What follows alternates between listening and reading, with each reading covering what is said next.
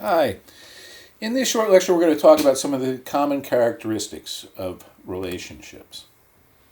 So, one thing that we know about relationships and has been explored by Richard Conville is the idea that relationships are constantly changing.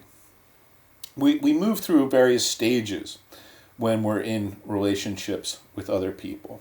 At times we move forward, at other times we might move backwards. It might work like an ever repeating kind of circle in some ways, right?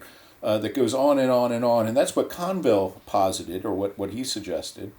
And so this results in what's known as a helical model. So it's shaped like a helix, right? So it looks like a spring. And the idea is that you go through these different phases as you're in a relationship. And you'll notice that these phases repeat and repeat and repeat on the way up. So, you might be first looking for security, right? This might be important. You might be in a stage where security is really key. But then you might enter a stage of disintegration, right? Where the relationship sort of begins to fall apart. And from there, it falls apart even further into kind of alienation. But from there, you for whatever reason, right, you begin feeling closer to the person. So there's something of a resynthesis, right, where you're getting back together. And then maybe you enter, excuse me, that security phase again. But then move back into disintegration and so on, right?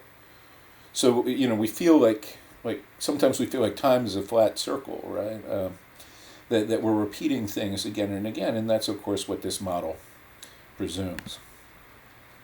Now, we know that relationships, like any other element of communication, they're affected by culture.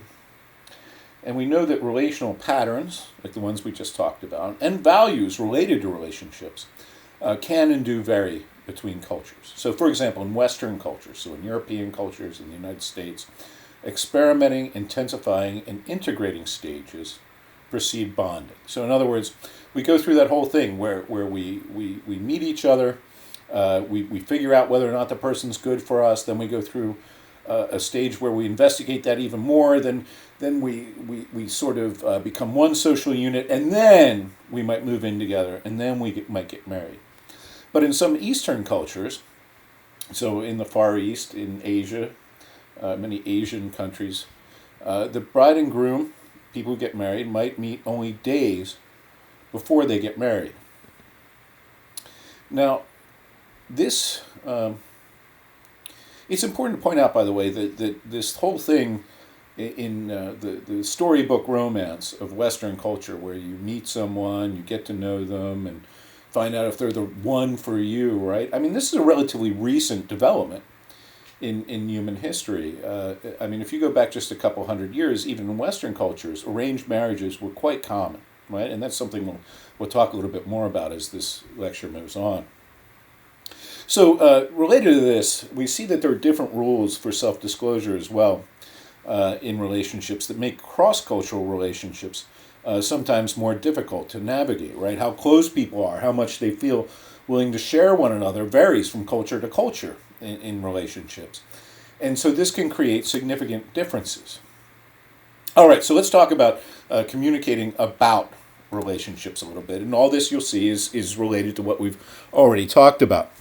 So it's important to realize that every message that we send has at least two kinds of dimensions, a content dimension and a relational dimension. So content is all about the subject that we're discussing, but the relational dimension is about how we feel about one another, right? And this relational dimension is often nonverbal. So my example here is that there's a whole bunch of different ways to say something like, can you help me for a minute? Right? So I might say, hey, can you help me for a minute? Or I might say, can you help me for a minute? Right? And you see how the way that I say it, right, the nonverbal elements, so not the content of what I'm saying, but the way that I'm saying it affects what those words mean. Right? And so oftentimes, because this is nonverbal, this relational dimension can be ambiguous. It can be hard to figure out.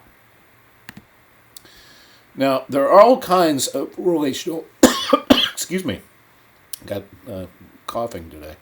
I hope it's not COVID. So there's all types of relational messages. So and we might And there are all kinds of factors that go into these messages.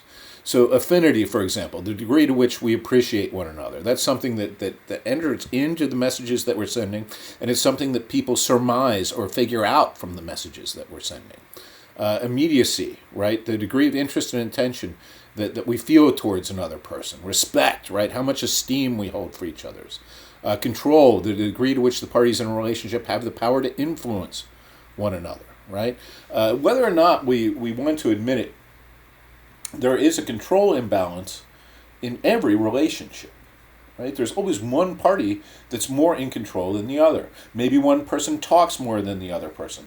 Maybe one person is responsible for making more decisions than the other person, right? I mean, we don't like to admit it. We like to think that relationships are a 50-50 kind of thing. But in reality, oftentimes they're not, right? Now, one of the things that's interesting in terms of the messages that we send is this whole notion of meta-communication, right? So meta-communication relates to messages that we send verbally or non-verbally about our relationship, right? It's meta, so it's as if we're standing back from the relationship in a way and making observations about it. So an example of this might be something like, "We always fight when you drive," right? That's an observation about the relationship broadly, right?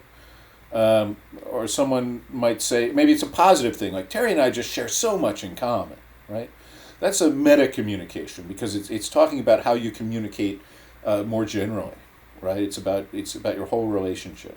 And these can be used to reinforce really satisfying aspects of your relationship. So for example, you might say, "Oh, I really appreciate it when you do the laundry," right? I mean, so that's a way of conveying a larger message about your relationship, right?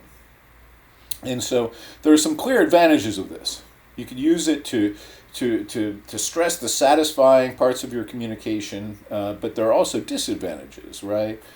Because we can use it to make static statements about people and about our relationship in a way that implies that it's negative and unchanging. We always fight when you drive, right? That doesn't allow any room for change or improvement. All right, so that's it for this short lecture. Next time we'll talk about how we maintain interpersonal relationships. Thanks for checking this out.